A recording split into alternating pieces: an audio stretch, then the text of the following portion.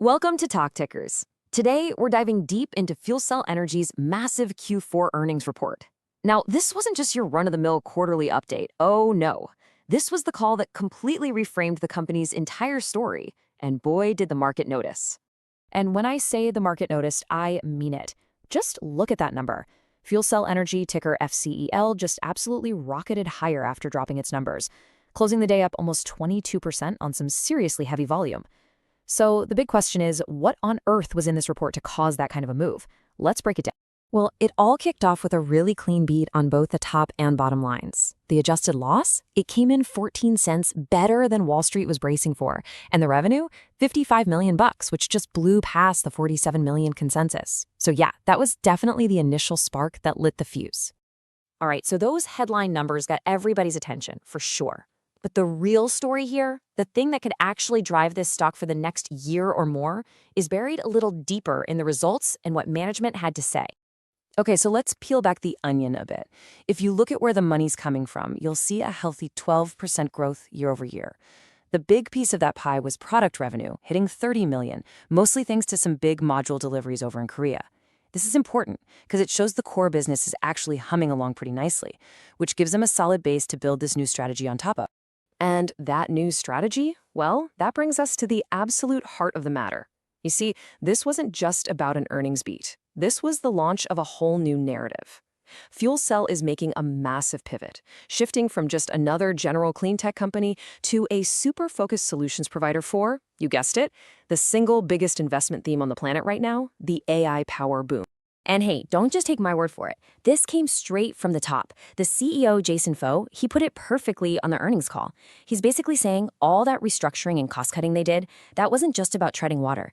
It was about getting lean and mean, sharpening their focus for this huge opportunity that was coming right at them. So this is the key takeaway, right here. The company's whole identity has shifted. The old story? It was kind of vague, something about clean energy optionality. The new story, it's laser-focused. They're telling the world we are the solution to the massive power problem that's holding back the AI and data center boom. It's a night and day difference. So you might be asking, why is Wall Street suddenly buying into this story? Well, it works for a few really good reasons. First off, our electrical grid, it just can't handle the power demand from all these new data centers. That creates a desperate need for on-site power, which is exactly what FuelCell offers. Second, their stuff is modular, meaning a data center can add more power as it grows. That's huge. And maybe most importantly, their tech is low emission and quiet. That helps them dodge all the permitting nightmares and the whole not in my backyard problem that kills so many other power projects. Okay, but a great story is one thing. As they say, talk is cheap. Management knows they have to back it up with results. So let's dig in and find the proof that this turnaround is actually real. And you know what? The proof is right there in the numbers. That cost discipline they talked about, it's working.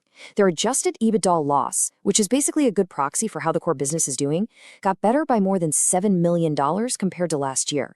The gross loss is shrinking too. These aren't just squishy feelings. These are real, tangible signs that they're on the right path. The road to actually making money is getting shorter. And speaking of that path, management laid out a super clear 3-step roadmap for everyone. Step 1, scale up production. Right now, they're at about a 41 megawatt annual rate. Step 2, hit the magic number, the big inflection point, which they say is around 100 megawatts a year. And once they hit that, step 3, they expect to finally be profitable on an adjusted EBITDA basis. It's simple, it's clear, and it's something we can all track. Now, you might wonder if they can actually sell enough to hit that target. Well, check this out. They're sitting on a backlog of $1.19 billion. Let's be clear, this isn't some pie-in-the-sky sales forecast. This is contracted, signed on the dotted line revenue. That gives them the visibility they need to confidently ramp up production. All right, now for one of my favorite parts of any earnings call, the Q&A session.